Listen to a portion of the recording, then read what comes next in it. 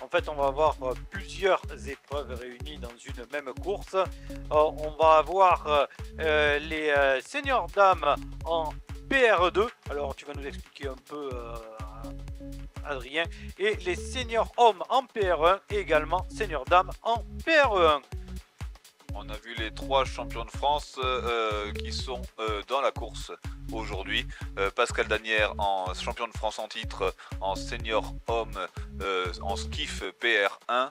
On a vu Eper Le Bouge en championne de France en skiff PR2 et Nathalie Benoît championne de France en skiff PR1 femme bien entendu. Et on va avoir une course un petit peu avec un format particulier parce que vu que elles sont alignées au début pour avoir un peu de match, un peu de racing entre elles, les différentes catégories vont partir avec des handicaps, c'est-à-dire que vous allez voir 2 départs distincts. D'abord les skiffs femmes PR1 qui vont partir en première et ensuite en même temps le skiff homme PR1 et la skiffeuse femme Perle-Bouge PR2 qui vont partir 57 secondes après les premiers skiffers. Voilà, donc ça va devenir clair, ne vous inquiétez pas. Donc le PR1, la différence entre le PR1 et PR2, donc para-rowing 1 et para-rowing 2, ce sont bras et épaules autorisés pour le PR1, alors que pour le PR2, vous verrez, on va rajouter le corps et les épaules, c'est-à-dire qu'il n'y aura pas comment dire, de sangle ou autre élément voilà, pour tenir le corps pour le PR2.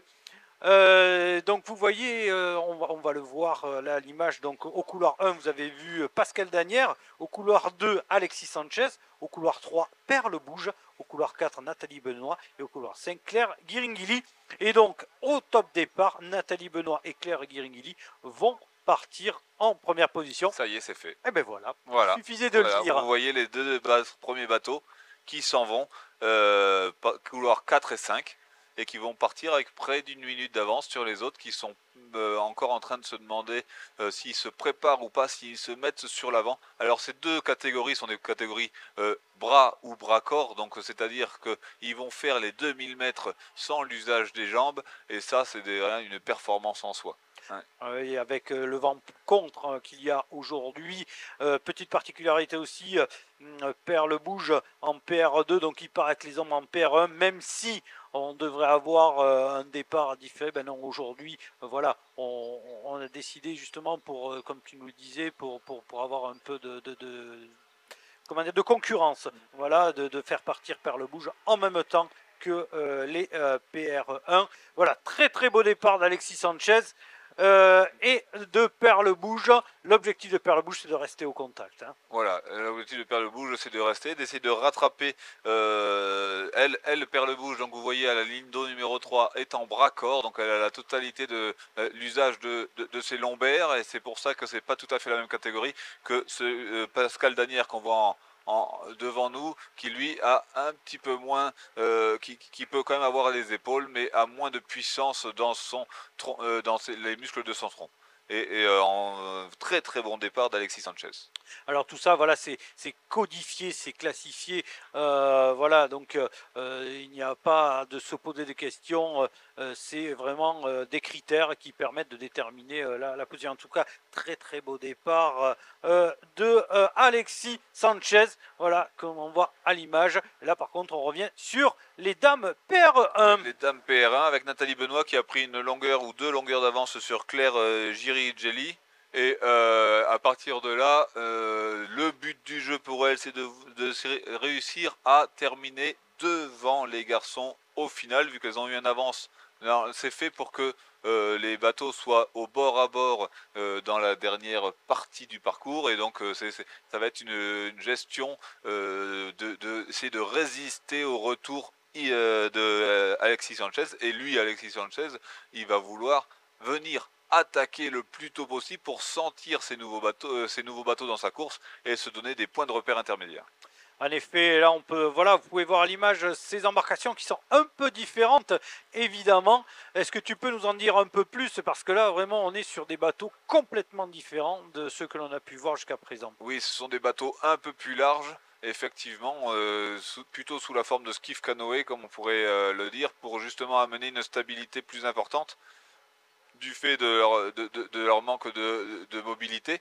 Et ensuite, on est sur des pelles qui sont, elles, beaucoup plus courtes, parce que vous voyez, vu la cadence à laquelle ils doivent ramer, parce qu'ils rament quand même à des cadences très hautes, juste avec les bras ou bras-corps, ils ont arrêté de s'embêter avec le problème du croisement. Hein. Vous avez vu peut-être, vous avez peut-être constaté que les rameurs et rameuses en skiff ont un croisement important qui amène une complexité de ramer. Là, ils ont fait ce choix-là, et ce choix-là est arrivé au fur et à mesure de l'expérience du para-rowing. Au début, il y avait du croisement, puis petit à petit, ils ont changé les réglages et les longueurs de palette pour permettre à enlever ce croisement qui facilitait très fortement la possibilité d'avoir du rythme dans son coup d'aviron. Oui, au-delà du rythme, ça permet aussi d'avoir donc des portants qui sont beaucoup moins larges, avec ce qu'on appelle un anthrax entre les axes, voilà, des dames de nage, une distance réduite, ce qui permet aussi d'avoir des pelles beaucoup plus courtes avec des leviers plus courts également, et de garder en fait le même angle de balayage qu'un rameur valide. Alors certes, on est moins long au niveau de la pelle, donc on va chercher, chercher moins laid, mais par contre l'amplitude angulaire reste la même et elle est optimale pour le coup d'aviron. L'amplitude optimale qui est autour de 90 à 100 degrés, eh bien, on a réussi grâce à tous ces réglages à la recréer malgré une amplitude de rame qui, elle, du fait du manque des jambes, n'était pas possible. Donc c'est la technique, et c'est arrivé vraiment au fur et à mesure des années et de la montée en puissance du para-aviron, qu'ils ont découvert ça. C'est une vraie étude, comme on en a parlé tout à l'heure sur la course précédente. C'est parce que on a réfléchi à essayer d'être le plus efficace, le plus efficace et le plus rapide, et les concurrences entre les pays font que sur un championnat du monde, il y en a certains amènent une idée qui est épiée, étudiée par les autres, qui peut être copiée ou pas, ainsi de suite. Vous avez vu sur l'image précédente, sur le plan précédent, les flotteurs également qui sont là, et la sangle qui tient en fait le bas du dos, et ce dossier également qui permet de limiter l'amplitude du dos. Et donc là, on est bien sur du épaule-bras. On le verra peut-être un peu plus tard avec Ampère 2.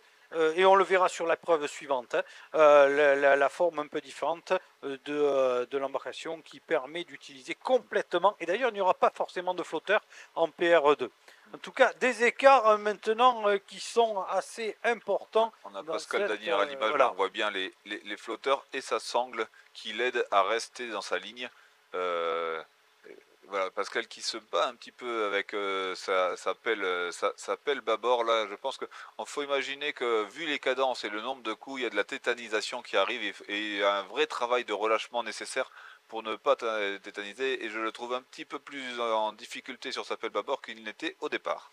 En effet, Nathalie Benoît qui a pris le commandement, qui est toute seule, et suivie par, au couloir 3, Perle Bouge. Alors, peut-être... C'est Alexis Sanchez qui est là. C'est Alexis Sanchez? Oui, c'est Alexis Sanchez. Ah oui, d'accord, oui, exact. Alexis Sanchez qui a réussi à passer devant Claire Guiringili, oui, d'accord, oui. Je suis désolé. Tout à fait, non, c'est... Mais, et qui maintenant est en train ligne de mire, d'essayer d'aller chercher Nathalie Benoît. Donc voilà, là on est passé le 1000, on est à peu près dans un timing normal, et c'est pour Perle Bouge. Maintenant, l'objectif de d'abord passer Claire Guiringhelli, et ensuite de se rapprocher au maximum de Nathalie Benoît. Oui, et alors Nathalie Benoît, quelques informations par rapport, ça fait un petit moment, Nathalie Benoît s'était illustrée dans les années 2009-2010, elle a été championne du monde en 2010, et vice-championne du monde en 2009, 2011, 2012, et également 2019. Oui, et Nathalie Benoît qui a qualifié l'année dernière son bateau, et donc qui est la rameuse qui va chercher son quota. Le France a le quota en skiff senior femme PR1, mais bien sûr, là on est encore dans le système de sélection, mais à ce qu'elle démontre aujourd'hui, Nathalie sera très certainement la rameuse qui défendra ce bateau-là aux Jeux paralympiques. Quant à Alexis Sanchez qu'on voit maintenant à l'écran, et bien là il y a un bateau qui doit aller chercher sa qualif. Hein, le skiff homme PR1 n'a pas réussi à être dans les quotas jusqu'à présent. Ils vont devoir aller à la régate de qualif chercher, et c'est pour ça que Alexis, qui est en train de rattraper en ce moment Nathalie Benoît, est extrêmement motivé. C'est un vrai test pour lui en vue d'aller chercher cette qualif très bientôt, parce que la qualif se passera à Lucerne, tout comme l'aviron olympique. L'aviron paralympique aura sa dernière régate de qualif à Lucerne. En tout cas, il est impressionnant, le rameur de la Vie Sourire à Marseille, Alexis Sanchez, voilà, qui est revenu, qui a fondu sur Nathalie Benoît avec ce rythme très soutenu pour Alexis Sanchez. Très très beau parcours. Alors Perle Bouge également, elle est en PR2 depuis de 2010 à 2014, a été deuxième mondiale en 2 de couple PR2. C'est vrai qu'elle a souvent ramé en 2 de couple. Oui, elle a eu elle a fatigué plusieurs coéquipiers. Hein. Et en 2018, elle est au championnat du monde à Plovdiv en 1 de couple. Donc voilà, Nathalie Benoît. Elle était donc avec Stéphane Tardieu. Là cette année, elle va chercher un nouveau coéquipier, Perle, pour aller chercher cette qualification aussi en 2 de couple mixte PR2, qui n'est pas un bateau que la France a réussi à qualifier. Voilà aussi le challenge de Perle Bouge, et on verra avec qui elle peut le faire, parce que c'est la prochaine course, celle qui suit celle-ci, qui lui permettra de voir effectivement